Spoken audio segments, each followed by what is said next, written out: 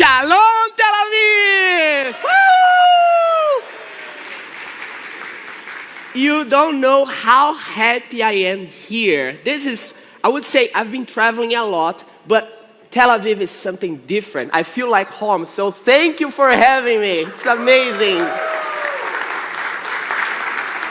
Well, my goal here today is to show you, or to, so you can have some conversations at your job about something that people tell about JavaScript, that you cannot do this with JavaScript. JavaScript is not powerful enough, and I'm going to show you today that you can do a lot of crazy stuff using so few memory and resources, because Node.js and JavaScript is pretty powerful. Before I go on, who was here last year? Woo, nice, a lot of people. Who's the first time at Node.TLV? Wow, this is amazing. Yes, this is my third year here, and every time it's a different experience. So I want to help from you now. I want you to take as many pictures as you can, publish on X, publish on all over social media, so you can show to those people who didn't come, to show them what they're missing, okay? Don't forget to mention me as well, because this helps our community and this helps the event to follow along. As always, we know that speaking at the conference, you're going to hear a lot of amazing speakers today, but it's hard to remember. So I always keep in mind a few goals during the talk, so you can always be thinking about this. So I want to show you how powerful JavaScript is. JavaScript is not that language created in 9.5 that people say, wow, this is just for forms. This is just for simple stuff. No, we can do crazy stuff using JavaScript, and you're gonna see today what are the things you can do using it. Nice. What else? Well, I prepared all the research, all the examples for you, so you can follow along later. You can see the GitHub projects, and you can show to those people who say that JavaScript is not powerful enough that it actually works very well, okay? So in the end of the presentation, I'm gonna show you the link, and you can go there and experiment. And my point here, as always, is to show you that you can do a lot more, differently than the just CRUDs that we see every day, we are working every day. We can use JavaScript for fun, and we can try improving our current applications just doing some small changes. All right, JavaScript, right? JavaScript people, it's crazy what people say. When I was start JavaScript, like the old guys was like, JavaScript doesn't work. JavaScript is just for silly things. It's not for real applications. It's not for working production. This doesn't work very well. Some of others are like, well, all the languages have multithreading. JavaScript doesn't have, so it doesn't work well. It's not good. And others say, well, JavaScript is pretty slow. Let's use Rust. Let's use other programming languages. And JavaScript, right? We think about JavaScript, we remember all the chaos behind the scenes, but I would say JavaScript is changing a lot, and you can get all this power. So I've been doing a lot of crazy experiments. One of my talks here, this is my third time here, so the previous talks was recreating stuff, thinking about it. So I have a lot of things on my YouTube, like recreating ESLint, generating source maps, re-implementing the WebSocket protocol. So I'm a lot curious about what we can do using Node.js, and I'm doing a lot of things. Also, I think the last year's talk was about recreating Node.js from scratch, and when I got on the deep dive, I realized those people, they have no idea what they're talking about.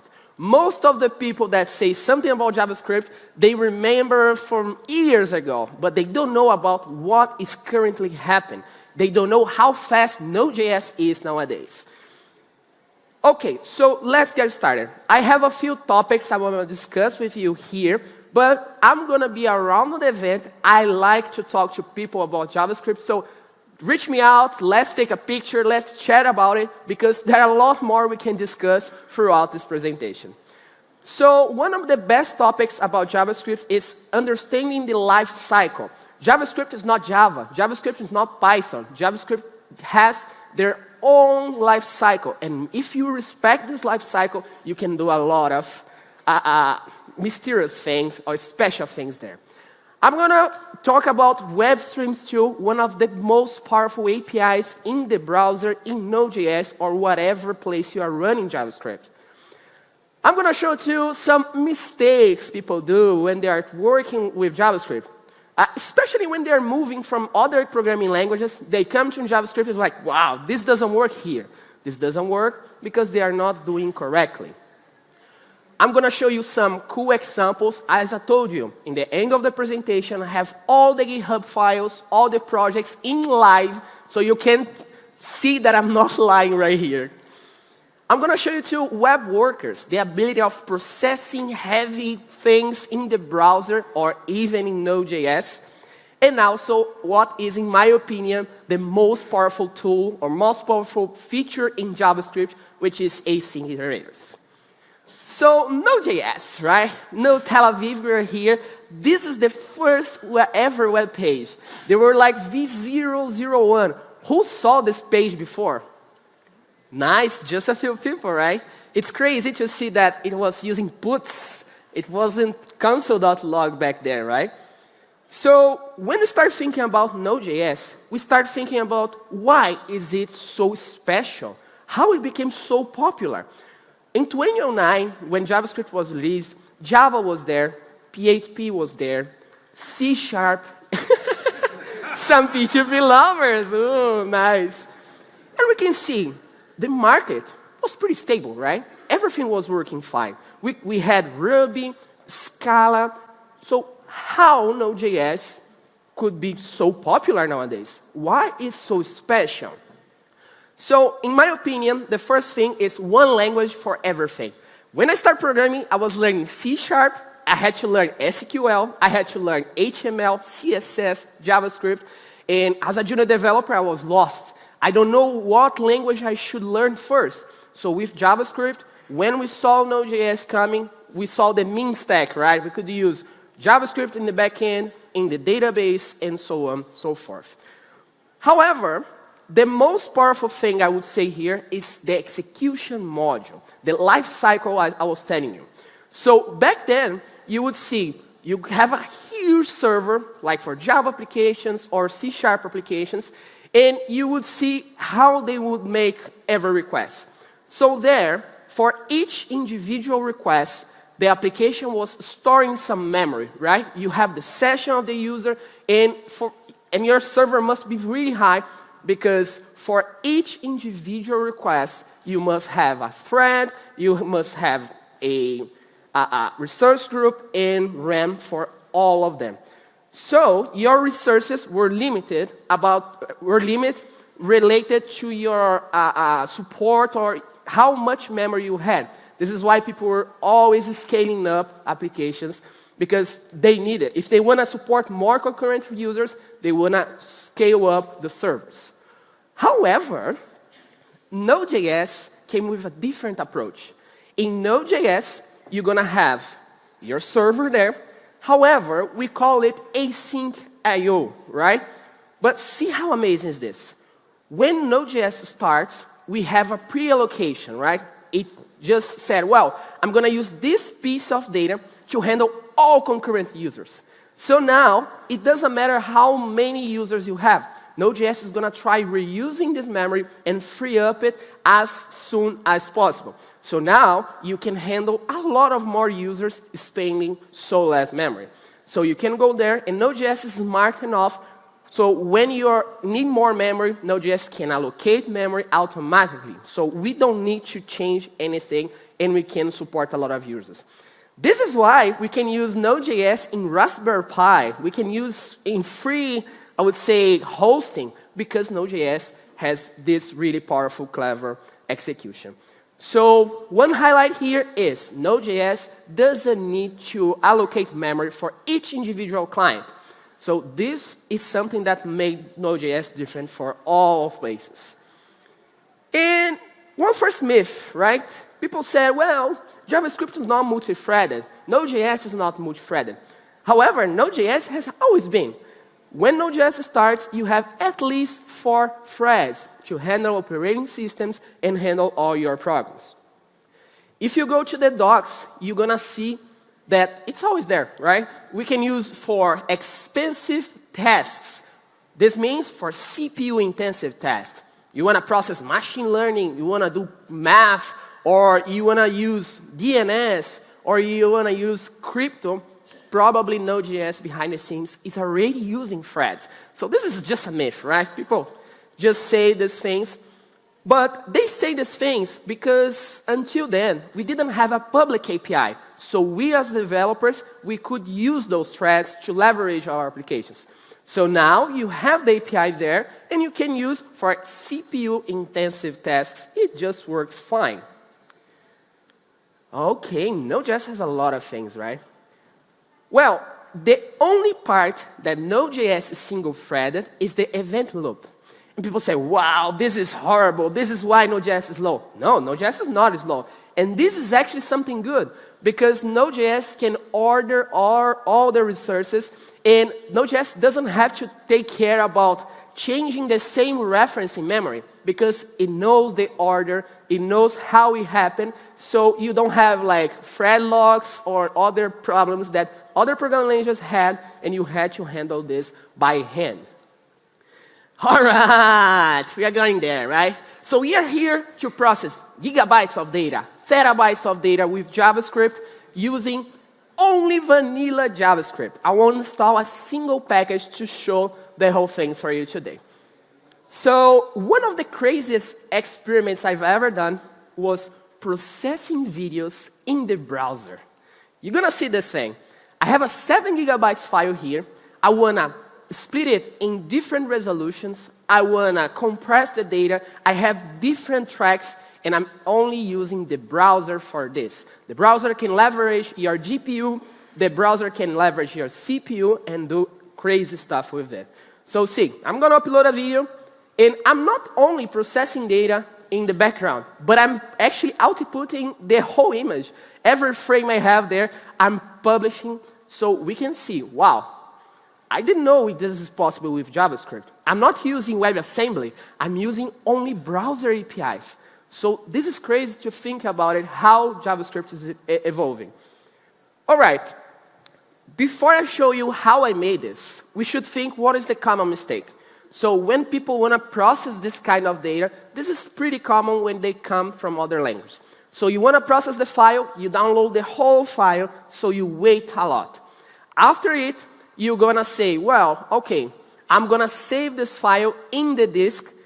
So, well, we're going to see this, that your storage is going to go up, but until now, it's all fine. Okay, after you download it, you want to process it. And this is the common mistake. People try getting this whole file and put in the memory. And Node.js tells, well, you are doing some mistake here. You shouldn't use so much memory for this. And this is the first time people say, wow, this is probably I should use Python or I should use other programming language for this. Well, when they succeeded trying uploading this, they try to process all the data and save in the database. Well, the secret for processing data massively with JavaScript is processing data on demand. So what do? We have a huge file. We convert this file into small pieces. So it doesn't matter the size. Once I have those small pieces, I'm going to process it on demand. Imagine, by 2 megabytes per time, 5 megabytes per time. You choose. But for each individual item, I'm going to transform item, I'm going to insert the database.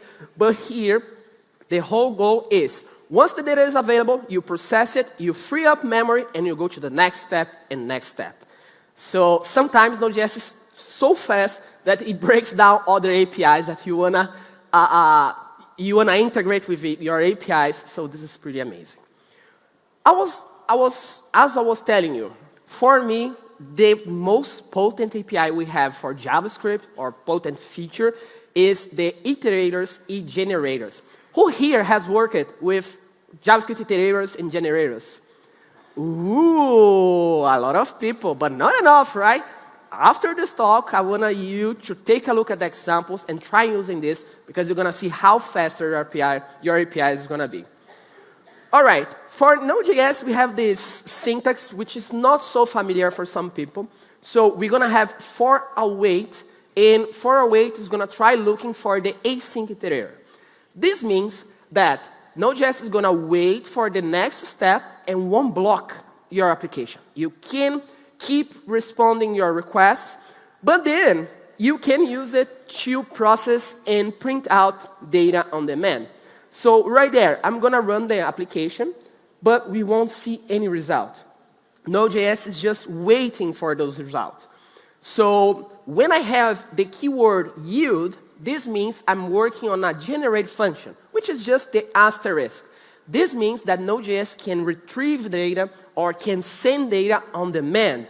This means that I can do some heavy stuff here. I can wait for a set timeout. I can respond to other requests, and Node.js will be just waiting. But when I have the next yield, I'm going to see it printing. So this is the best way we can work with on-demand data. I can follow the same idea. I have a set timeout, and once I have the last yield, Node.js knows that, wow, it stopped sending data. I'm going to free your process, and let's move along. OK, one thing that is amazing about the web is the spec. You've been using Node.js, but you can use Bun, you can use Dino, you can use IoT with Espruino, whatever you want. If you have JavaScript and they follow the ECMAScript, you can use these same APIs. So web streams is the ability to process data on demand, and you're going to see how amazing this is. Just a thing, most of people never worked it with Node.js streams. How many of you has worked it with Node.js streams before? You see, a lot of people never worked this. However, this is what levers Node.js, and it's there since 2010. Crazy, isn't it? So most of people, I saw Dan Abramov from React, he was speaking, or I think he published on Twitter something, he was like, well, I don't know streams, I don't know Node.js streams. I was like, wow, this is so powerful, but just few people use it. Okay, so how we can work with it? Remember I told you, it doesn't matter the size, I'm going to try consuming an infinite data using JavaScript, which is the random data. So the same idea, I'm going to use for await, I'm going to wait for the results, and Node.js just works fine. It doesn't matter. Why? Because Node.js is not putting everything in memory. You're just consuming data on demand. And one shout out here, you guys have this guy, very sababa.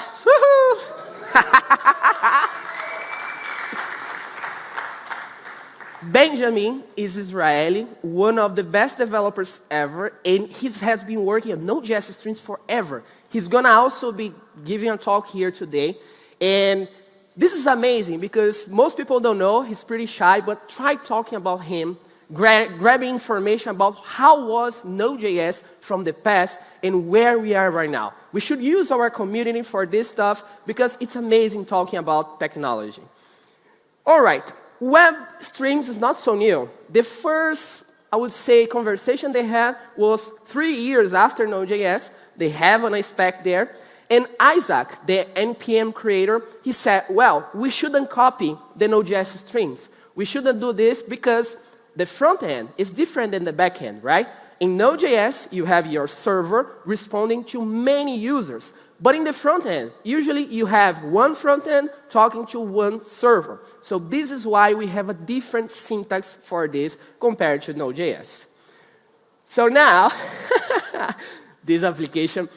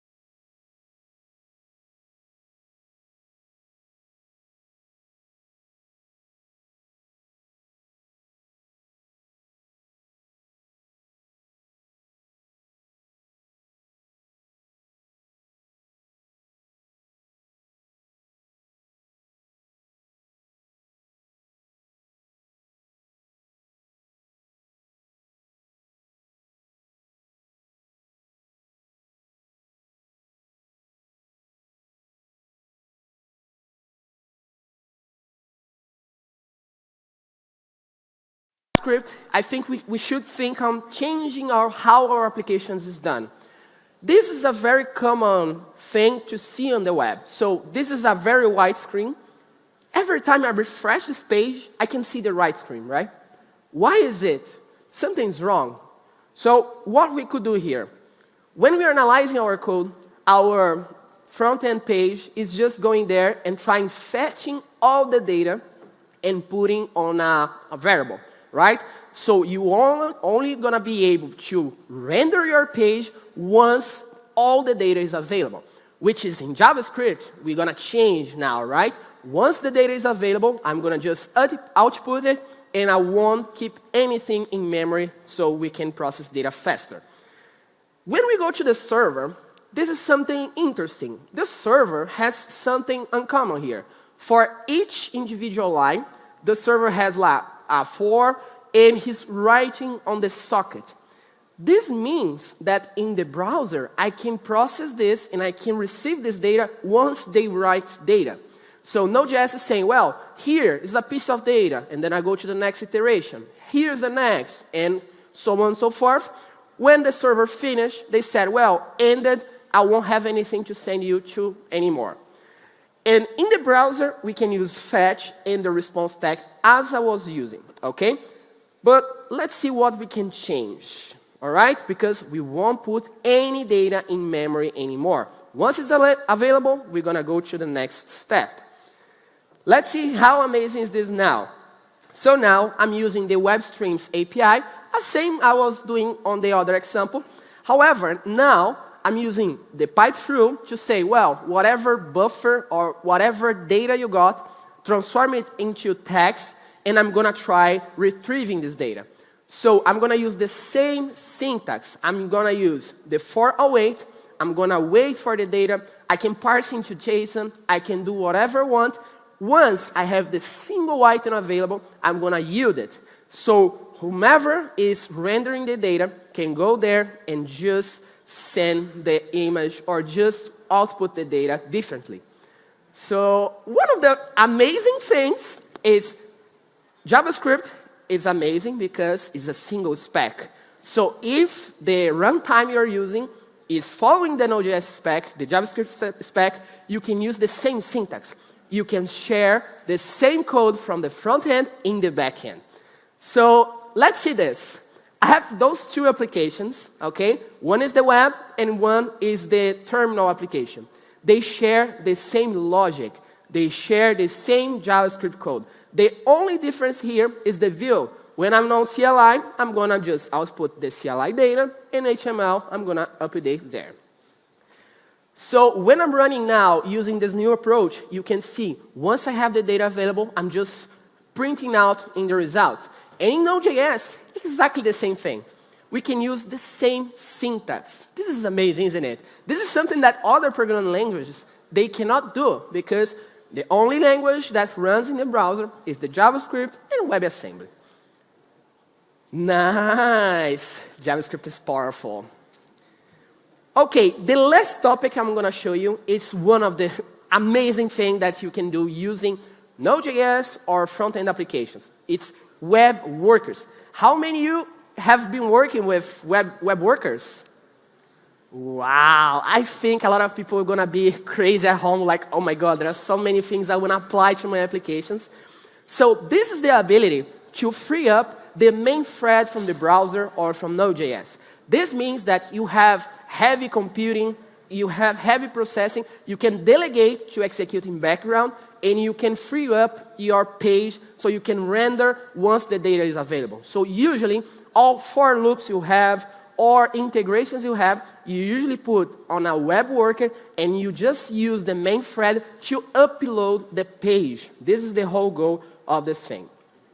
So the same application, I have the check there. If you saw that the application was pretty good, you can click in the documents, you can handle the page because it was using all in the background. However, if I disable this thing, look, the process is not working anymore. It's working, right? But everything's freeze now. So for your applications, you should use worker threads behind the scenes so you can process data on demand and you won't block your Node.js or JavaScript applications. And the API is pretty simple. You just import a worker. When your file, you are there, you can use an API to say, well, I'm going to post a message to the main thread. I'm going to send the data they're going to run. Or I'm going to wait for messages. So you can go back and forth with this API the same way you've been doing. So the whole summary here is, whenever you need download files, whenever you need to download files, you process, you want to integrate systems, databases, you want to do video streaming, you should use this approach because this is going to be saving your life forever. All right, nice. So everything oops, what happened? So anything that you have that would be processing on demand, you should use those approaches so you won't have nothing. All right, nice. I see a lot of cool faces now like, wow, I'm going to try out a lot of these examples. So I want to ask you, how many of you is going to try the experiments at home? Nice. So here is the QR code I sent to you. So take your time, go there, because you're going to get the slides, and you can follow along the whole presentation. The resources I use, some other references. And I skipped some slides because of the time, so you can go there and see all the other information I added. I put you some speaker notes, so you can go there. Nice. I'm so happy to be here. Yeah. So, as a tradition, let's take our selfie, right? Woohoo! Nice.